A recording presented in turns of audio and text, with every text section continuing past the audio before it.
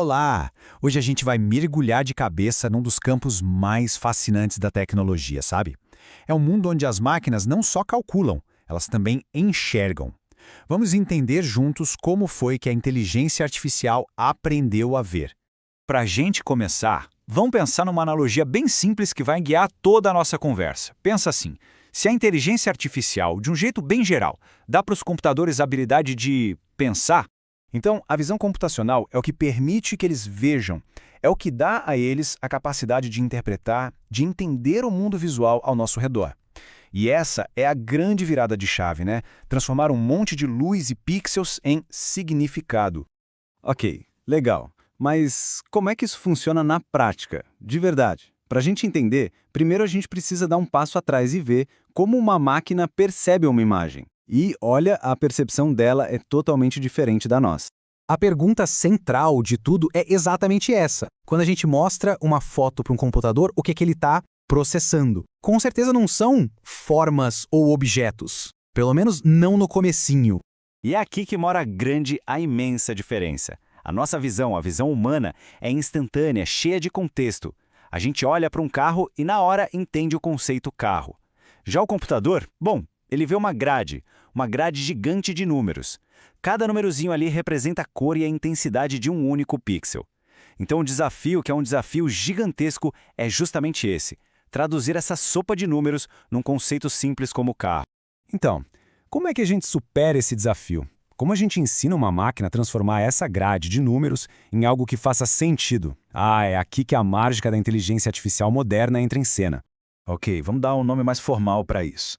A visão computacional é basicamente o campo da IA que treina sistemas para extrair informação útil, informação com significado, de imagens e vídeos. O objetivo final, percebe? Não é só ver, é de fato entender. E o processo moderno, que é todo turbinado por Deep Learning, segue um fluxo bem estruturado. Primeiro, claro, a imagem é capturada. Depois ela passa por um pré-processamento, sabe, para tirar ruídos, ajustar o brilho, dar uma limpada. Aí a rede neural começa a extrair as características mais básicas, bordas, texturas, coisas assim. No quarto passo, ela começa a juntar tudo isso para reconhecer padrões mais complexos, tipo um olho ou uma roda. E por fim, o sistema classifica o que ele está vendo. Ele bate o martelo e diz: isso aqui é um gato, e eu tenho 98% de certeza. E essa capacidade toda se desdobra em várias tarefas diferentes. A mais simples é a classificação, que só diz o que tem na imagem, tipo, é uma foto de um cachorro. A detecção já é um passo além, ela localiza onde os objetos estão na foto. A segmentação, então, é ainda mais detalhista. Ela vai lá e pinta cada pixel de acordo com o que ele é. Aqui é estrada, ali é pedestre, lá em cima é céu. E claro, tem o reconhecimento facial, que consegue identificar uma pessoa específica. Agora, vamos focar num dos saltos mais importantes dessa área. A evolução de, simplesmente, encontrar um objeto para a capacidade de seguir esse objeto de forma contínua. É aqui que a visão computacional se torna algo realmente dinâmico em movimento. A detecção de objetos, como a gente já viu, responde o que e onde, mas num único momento, numa foto parada. Ela vai lá e desenha uma caixinha em volta de cada carro que encontra, num frame de um vídeo, por exemplo. Já o rastreamento ou o tracking é outra história. Ele adiciona a dimensão do tempo na equação. O objetivo aqui é seguir um objeto específico ao longo de vários frames, mantendo a identidade dele. Não é mais só um carro, e sim aquele carro específico. E olha, essa frase aqui resume a diferença de um jeito brilhante. A detecção diz, é um carro. O rastreamento diz, este é o carro número 1. E ele se moveu do ponto A para o ponto B. É um salto, né? De um substantivo para um verbo. De uma foto estática para uma narrativa. Ok, beleza. Vamos mergulhar um pouquinho mais fundo na parte técnica agora. Como é que um sistema consegue manter a identidade de um objeto que está se movendo, ainda mais numa cena super caótica? A abordagem que se usa hoje em dia é incrivelmente inteligente.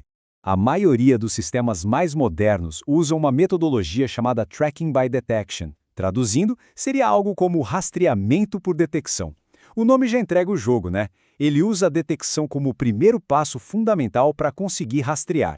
O fluxo de trabalho é bem lógico, pensa comigo. Primeiro, um detector de objetos, tipo o famoso YOLO, acha todos os objetos no frame atual. Logo em seguida, o sistema dá um RG, um ID único, para cada objeto novo que aparece. Depois, ele usa uns algoritmos para tentar prever para onde cada objeto provavelmente vai no próximo frame. E aí, finalmente, quando o novo frame chega, ele cruza as novas detecções com as previsões que ele fez para confirmar as identidades. Ah, esse aqui é aquele mesmo de antes. E o Dream Team de ferramentas para fazer isso é fascinante. A gente usa o YOLO para uma detecção super rápida, depois entra em cena um filtro de Kalman, que é basicamente um modelo matemático, para prever a trajetória do objeto com base na velocidade e direção dele. E, para não ter confusão, uma rede de reidentificação, ou ReID, analisa a aparência do objeto. Ela cria uma espécie de impressão digital visual para garantir que o carro 1 continue sendo o carro 1, mesmo que ele passe atrás de uma árvore e suma por um segundo. Mas é claro que não é perfeito. O rastreamento ainda enfrenta uns desafios bem grandes. Tem a oclusão, que é quando o objeto fica escondido por um tempo. Tem a mudança de escala, quando o objeto chega mais perto ou vai para longe da câmera. E tem a temida troca de ID, que é quando o sistema se confunde todo e inverte a identidade de dois objetos que são parecidos.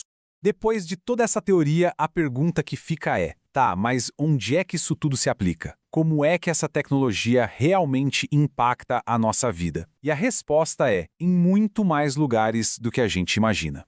A verdade, pessoal, é que a visão computacional já está completamente integrada no nosso dia a dia. Muitas vezes, ela está ali, operando de um jeito tão sutil, tão eficiente, que a gente nem se dá conta de que ela existe. Pensa só, na saúde, ajuda a achar tumores em exames de imagem. No setor automotivo, é a base dos carros autônomos, que precisam identificar pedestres, sinais, tudo.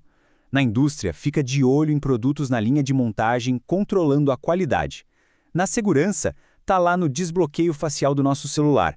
E no varejo, é o que faz funcionar aquelas lojas sem caixa, que sabem direitinho o que cada pessoa pegou da prateleira.